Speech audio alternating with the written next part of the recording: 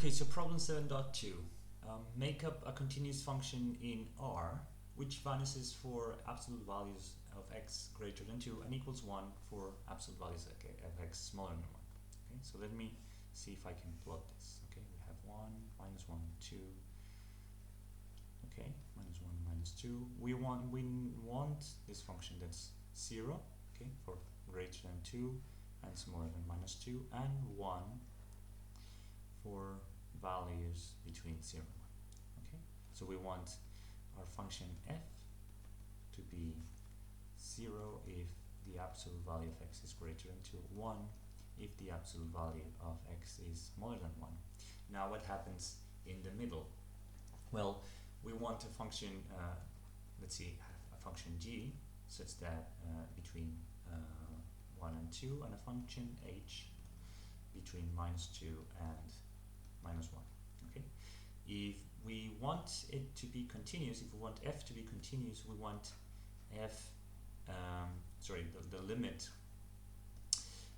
when x goes to 1 to be the same from the right and from the left. So what we want in essence is that g at 1 be 1 and that g at 2 be 0.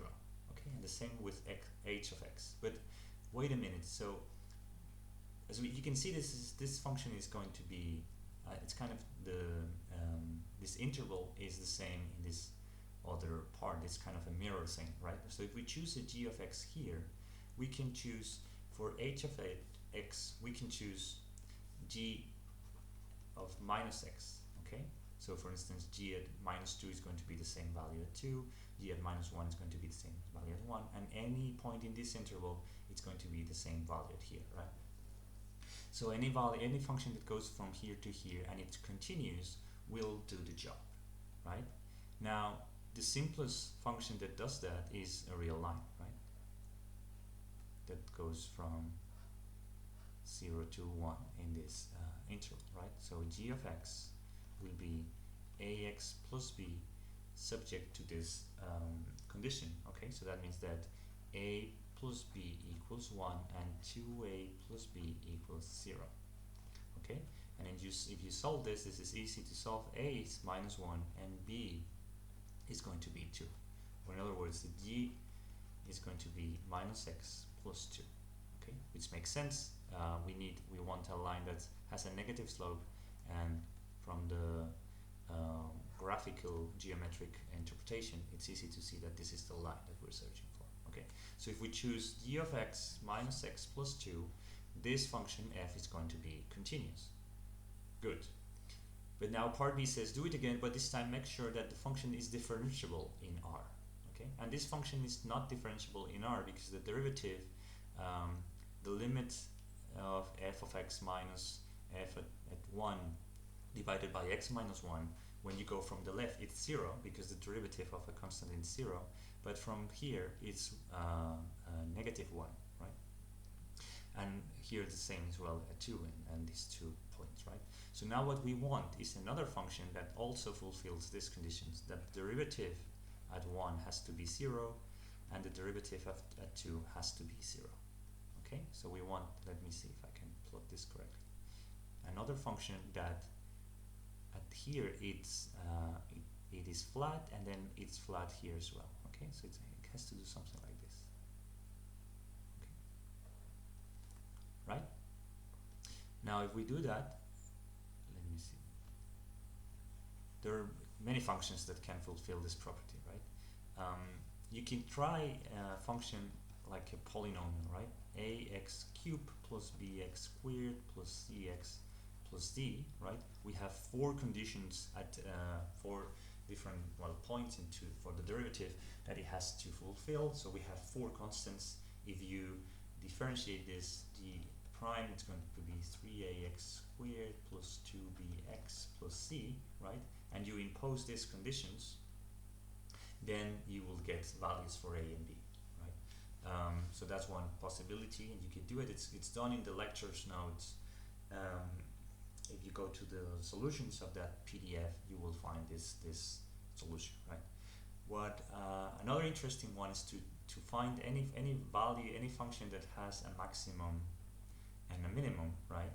and then tweak it so that the maximum is at 1 and the minimum is at 2, right? So I'm going to choose for my g the cosine, right? So in order to choose the cosine, I need to tweak it. So I have the let me first write it and then explain it. So first I need to add a parameter to shift the cosine up and down, so that the cosine goes from 1 to -1, and here I want it to go from 1 to 0. So I want it to go up because I don't want it to be negative, right? I also want to scale it, right?